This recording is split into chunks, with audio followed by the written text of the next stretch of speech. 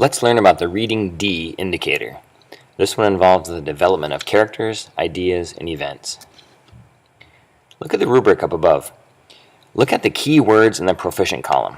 We need to analyze, which means breaking something down into smaller parts. When something develops, it changes or evolves. In literature, that usually means that something changes from the beginning to the end of a story. Notice that as the insect develops from an egg to an adult, it does so in stages, not in a linear fashion. One day it's an egg, and the next it's a larva. The major steps are the turning points in the insect's life cycle. In most books, at least one character will go through a major change. For instance, a character might go from being shy and scared to becoming more self-confident. An example of this would be the chief from One Flew Over the Cuckoo's Nest. However, in the case of the chief, he doesn't change a little bit on each page, as would be represented by this graph. This would be a linear fashion. Instead of steady change, most character development is centered around turning points, or events that cause a change in a character.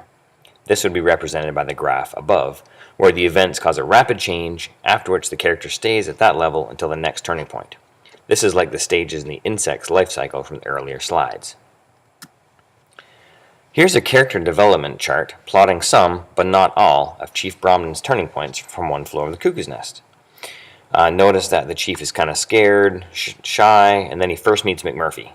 That gives him a little more confidence to maybe hang out with the men a little more, pay more attention. Then he raises his hand to vote with the men on the World Series discussion. That gives him even more confidence. So then he starts talking to McMurphy later in the book. That gives him even more confidence, so he's able to go on the fishing trip, where he hangs out with the guys and has like a normal day. That gives him even more confidence. So then he stands up and fights McMurphy, and then he gets electroshock therapy, and he fights through that electroshock therapy instead of going into the fog, and then he becomes even more confident, and so on through the book. Rarely does change or development happen in isolation.